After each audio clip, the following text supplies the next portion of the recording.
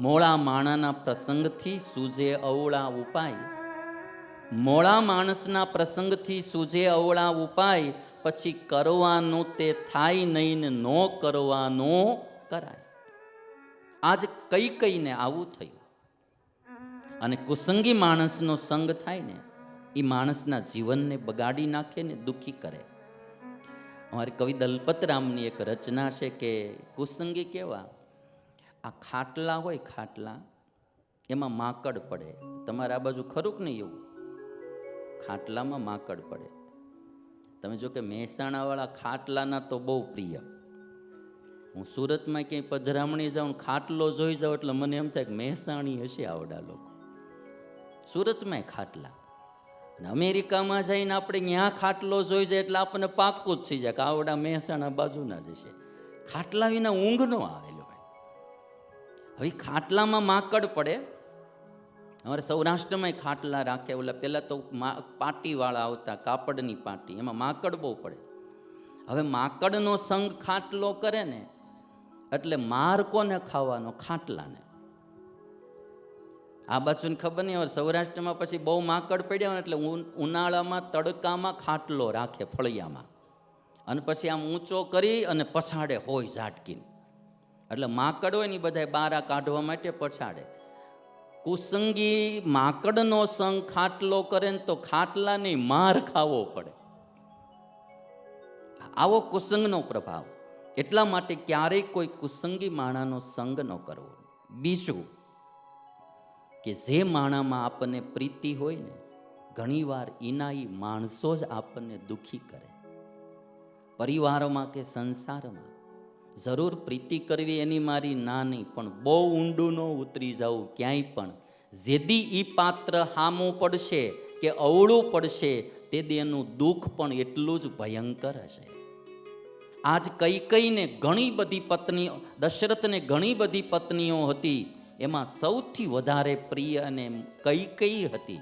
સૌથી વધારે વાલી કૈકેયી હતી.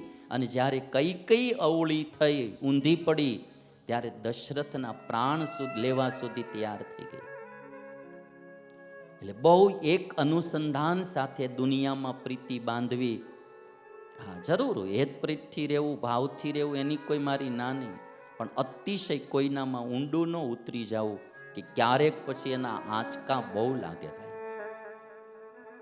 અને ઈશ્વર છે ને, મને ને તમને એકાદી વાર એવો અનુભવ કરાવે જેનામાં બહુ હેત હોય, અને એ માણસ જેથી હામો પડે ને તેથી દુનિયા ઝેર જેવી થઈ જાય, પછી કોઈનો ભરોસો ન આવે.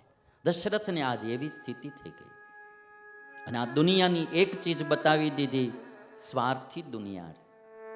જ્યારે ક્યારે પોતાનો સ્વાર્થ સિદ્ધ ન થાય ત્યારે માણસ ક્યારે પ્રીતિ તોડી નાખે એનું કાંઈ નક્કી નહીં.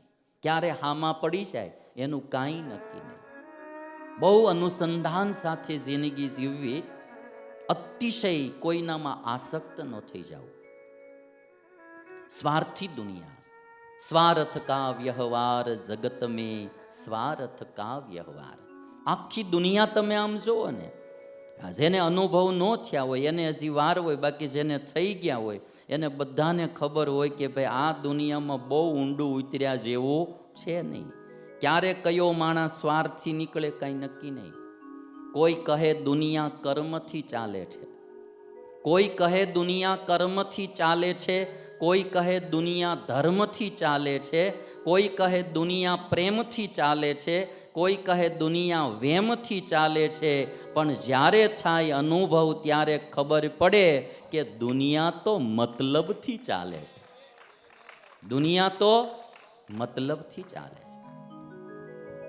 બહુ સ્વાર્થી દુનિયા હોય છે. હા, એમાં અમુક પાત્રો નિસ્વાર્થી બી નીકળતા હોય, એની ના નહીં, પણ અમુક પાત્રો તો ક્યારે સ્વાર્થમાં એનો ખેલ બગાડી નાખે આપણો કંઈ નક્કી નહીં.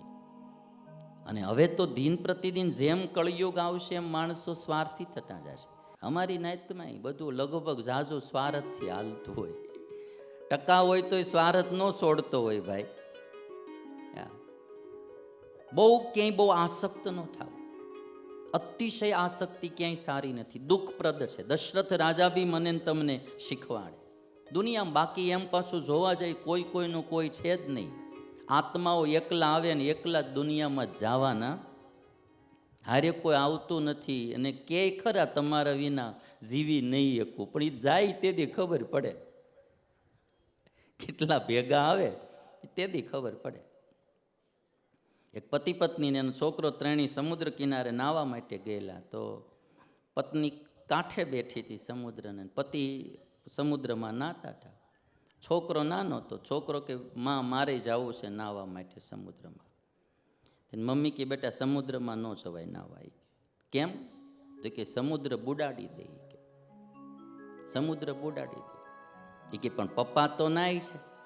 તો કે પપ્પાને તો 5 લાખનો વીમો ઉતારેલો છે. પપ્પાનો છે કે 5 લાખનો વીમો ઉતારેલો છે. એ કદાચ બુડાડી દે તો કંઈ વાંધો નહીં. આમ આવા સ્વાર્થી માણસો છે. તમે જોજો, હજી ભવિષ્યમાં કળિયુગ આવે ત્યારે તમે પછી ખબર પડે તમને. વીમો પકાવવા હાટું વેલા ઉડાડી દે કે વીમો પાકે. એક ભાઈ કારખાનામાં બિચારો નોકરી કરતો હતો. તે એક દી આવ્યો ઘરે આવ્યો, વહેલો આવી ગયો. મોઢું જોવો ને એનું તો આમ ઉતરી ગયેલી ડાળ જેવું, લંઘાઈ ગયેલા રીંગણા જેવું મોઢું. ઘરે આવ્યો, વહેલો આવી ગયો. એટલે પત્નીએ પૂછ્યું શું થયું? તો કે અમારા કારખાનામાં શોર્ટ સર્કિટ થઈને કે આગ લાગી. હે કે કાપડની ફેક્ટરી મોટીને આગ લાગી. આગ લાગીને તેમાં કે ઘણા બધાય મજૂર જે હતા ને એ મરી ગયા. કે એવું કે? તો કે હા. તમે કેમ બચી ગયા? કે હું છે ને કે માવો ખાવા, આજે તમે ઓલી ફાકી કયો પડીકી કયો કે એ હું ખાવા ગયો તો ને એટલે કે હું બચી ગયો. કે તેની પત્ની કે સારું થયું લ્યો. પછી એનો પતિ કે પછી અમારા ફેક્ટરીના માલિક હતા ને એણે બધાય મજૂર જે મૃત્યુ પામ્યા ને એની પત્નીને એકને 10 લાખ રૂપિયા દીધા. આવડિયા કે હું તમને કેદું નહીં કહેતી હતી, તમે માવો બંધ કરો. તમે માવો ખાવાનું છોડી દો, પણ મારું માને કોણ? કે સમજાઈ ગયું ને તમને? આમાં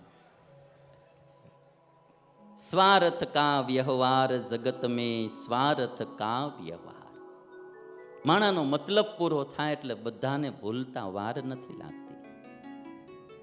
वक्त बीत गया तो लोग भुला देते हैं, वक्त बीत गया तो लोग भुला देते हैं, बेवजह अपने को भी रुला देते हैं. शेर बहू समझवा છે. वक्त बीत गया तो लोग भुला देते हैं, बेवजह अपने को भी रुला देते हैं. जो दिया रात भर जलकर रोशनी देता है, सुबह होते ही लोग उसे बुझा देते हैं. સુબહ હોતે લોગ ઉસે બુઝા દે. જે દીવો રાતભર સળગીને અંજવાળું આપ્યું હોય, સવાર પડે ને ભાઈ એટલે લોકો એને ઠારી નાખે.